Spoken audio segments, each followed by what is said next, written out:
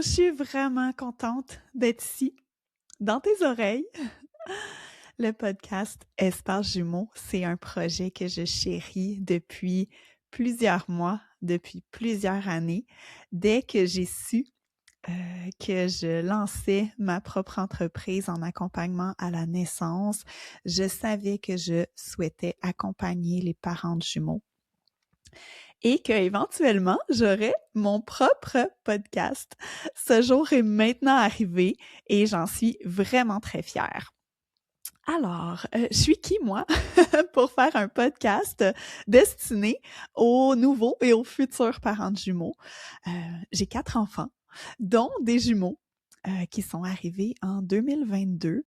À ce moment-là, quand j'ai appris ma grossesse de jumeaux, mes 2 premiers enfants avaient tout juste 5 ans et tout juste 3 ans. Et j'étais suivie en maison de naissance pour cette grossesse et quand on a eu la première échographie et qu'on a vu qu'il y avait 2 bébés, eh bien, ma sage-femme, elle m'a appelée puis elle m'a dit: «Tu sais, on peut pas suivre les grossesses gémellaires, tu vas être transférée en clinique, grossesse à risque, et cetera. Et tout ça. Et très rapidement, je me suis mise à chercher de l'information sur la grossesse de jumeaux, l'accouchement de jumeaux. J'avais vécu 2 accouchements de façon naturelle, sans péridurale, en centre hospitalier, accompagnée de ma doula, Nadège, on la salue, pour mes 2 premiers garçons. Et pour moi, ça allait de soi que j'allais vivre une naissance encore de façon naturelle, sans péridurale et avec ma doula, en centre hospitalier pour cette 3e fois également. Donc, j'ai cherché de l'information, j'ai consulté également ma médecin qui me suivait, qui m'avait suivie à mes premières grossesses également. Et là, rapidement, je me suis mis, à entendre beaucoup de risques, à entendre que mon projet de naissance naturelle serait peut-être pas possible. Et moi, j'ai cherché les façons de le rendre possible. J'ai magasiné ma gynéco, je vais t'en parler un peu plus de façon exposée dans un prochain épisode. Et c'est comme ça que j'ai créé mon expérience. J'ai vraiment trouvé de l'information, j'ai discuté avec l'équipe médicale, j'ai exposé de façon très confiante comment j'avais envie de vivre ma grossesse, la naissance de mes jumeaux, qui sont des jumeaux Didi, donc 2 placentas et 2 poches, et aussi le postnatal, comment j'avais envie de vivre ça. J'ai allaité mes 2 premiers enfants, ça allait de soi aussi pour moi que j'allais allaiter mes jumeaux qui allaient venir. J'étais très sereine avec l'idée d'accueillir 2 bébés, de les accompagner dans leur début de vie comme je l'ai fait avec mes premiers enfants. J'ai eu un choc positif quand j'ai appris que j'étais enceinte de jumeaux. Pour moi, c'était la plus belle chose qui pouvait exister au monde. J'en parle dans un prochain podcast là, du choc positif, choc négatif.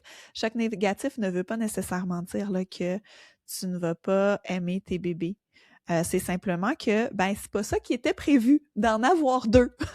Ça remet en perspective plusieurs choses physiques comme l'espace, les chambres, la voiture, si tu as déjà des enfants, etc. Et que c'est des choses que je côtoie maintenant de façon régulière dans les familles que j'accompagne qui attendent des jumeaux.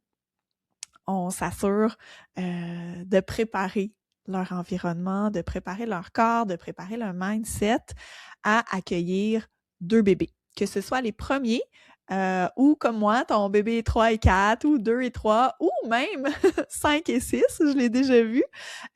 On s'assure que cette transition de devenir parent de jumeaux se passe en douceur pour toi, avec des valeurs qui te tiennent à cœur, avec des choses qui pour toi ne sont pas négociables et d'autres qui peuvent l'être. Et c'est ce que j'ai envie de partager ici dans Espace Jumeaux, des histoires de grossesse, de naissance, d'accouchement, de césarienne, d'induction, de naissance naturelle, d'allaitement, d'allaitement facilité, de tir-allaitement également, pour te permettre de voir différentes situations et de te faire une idée du champ des possibles, d'être inspiré par d'autres parents ou peut-être même de recevoir des conseils que tu n'aurais pas imaginé, que tu n'aurais pas pensé, que ça fait plein de sens pour toi et que pendant ta grossesse, tu vas mettre en place des actions qui vont te permettre de vivre une expérience positive, que ça soit pour ta grossesse, pour la naissance de tes jumeaux, pour ton allaitement si tu souhaites allaiter et pour ton postnatal si tu veux porter tes jumeaux, si tu veux voyager avec eux, si tu es travailleur autonome et que le congé de maternité, ça se passera peut-être pas comme ta meilleure amie aussi.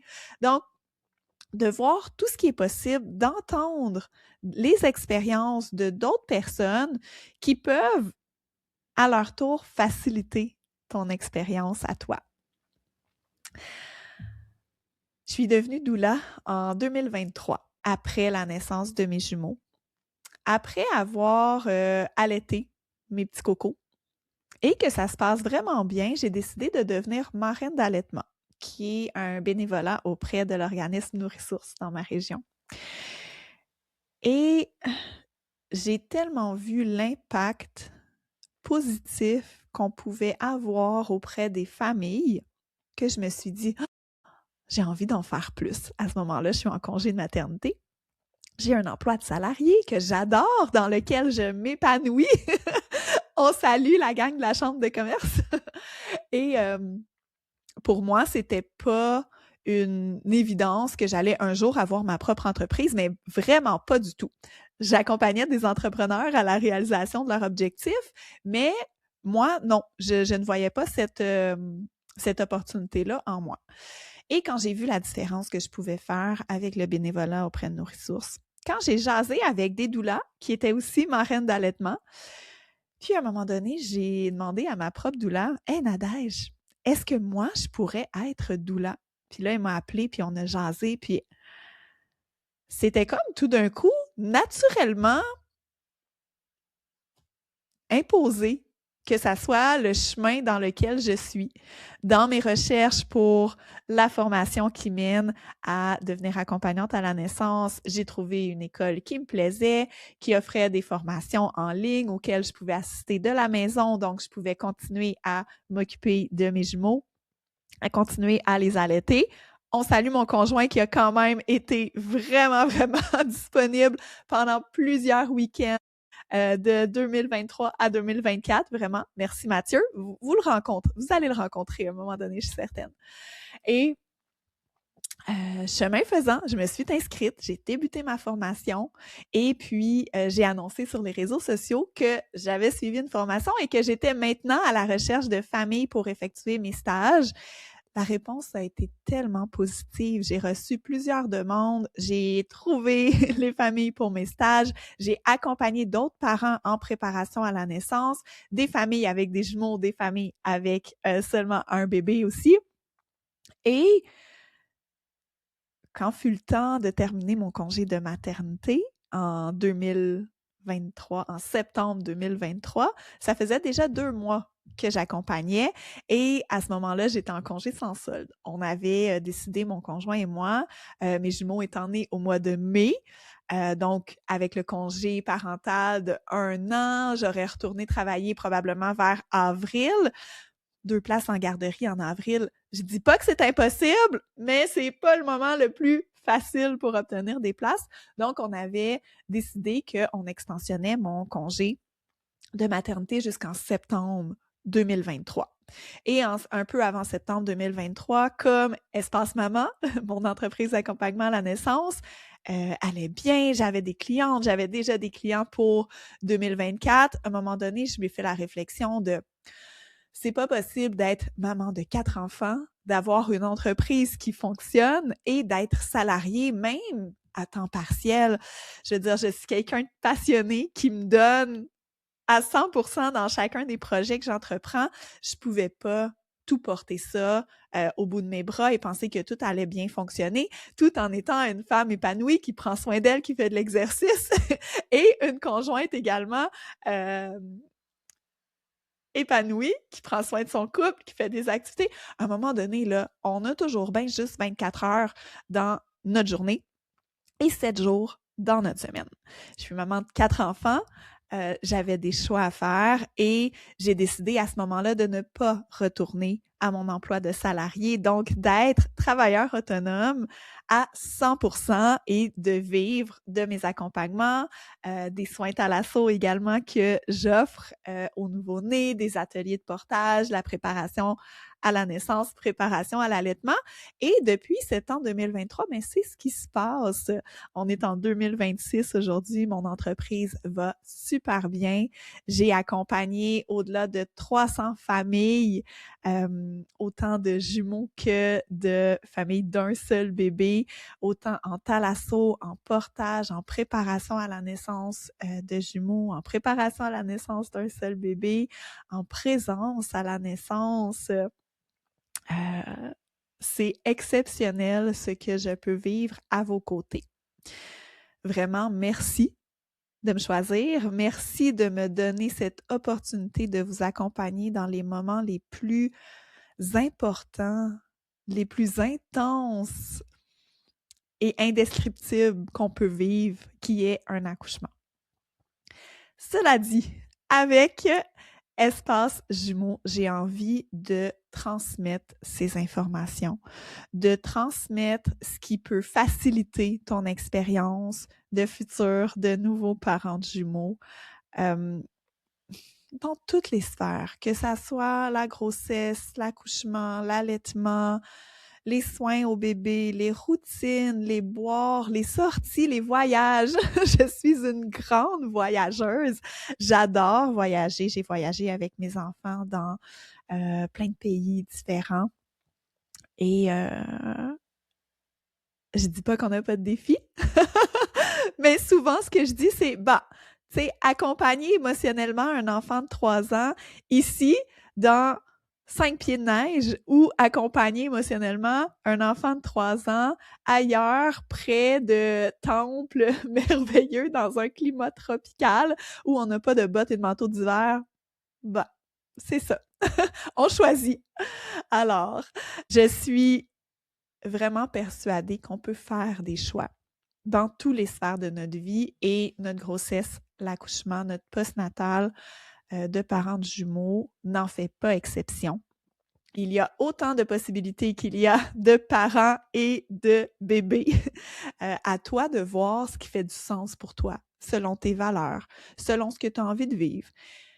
Et garde à l'esprit que tu peux t'adapter, tu peux changer d'idée. Ce qui était vrai pour toi, ce qui était une totale évidence pendant ta grossesse, peut-être qu'à 3 mois de vie de tes jumeaux, ce ne l'est plus. Sois douce avec toi.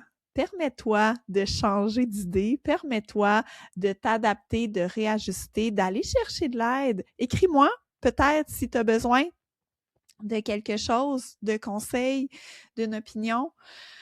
Entre mamans de jumeaux, on se comprend. On s'accompagne et on a de l'empathie l'une envers l'autre pour qu'est-ce qu'on vit. Je le dis vraiment haut et fort, j'ai une expérience extrêmement positive de ma maternité avec les jumeaux. Ça veut pas dire que j'ai pas vécu de défis. Je le vois plutôt comme une façon où j'étais très alignée dans mes souhaits, dans ce que j'avais envie de vivre et que je mettais en place des actions qui me permettaient d'arriver à vivre ce que j'avais envie. Et lorsque cela n'était pas possible, mon mindset me permettait de m'adapter, de faire comme, OK, aujourd'hui, c'est pas ça que tes bébés ont besoin. Aujourd'hui, tu restes à la maison, tu sors pas, tu vas pas à ton cours, tu vas pas t'entraîner. Embrasse à 100% ce qui se passe, embrasse les besoins de tes bébés, puis vis-le. C'est ça. C'est vivre ta maternité plutôt que subir ce qui se passe. Vivre ton accouchement plutôt que subir. Et ça passe par les choix que tu fais. Et comment faire des choix? il faut les connaître. On ne peut pas choisir ce qu'on ne sait pas. On ne peut pas choisir ce qu'on ne connaît pas. Donc, l'information est la base pour te permettre de faire des choix éclairés. Alors, ici, qu'est-ce que tu vas retrouver?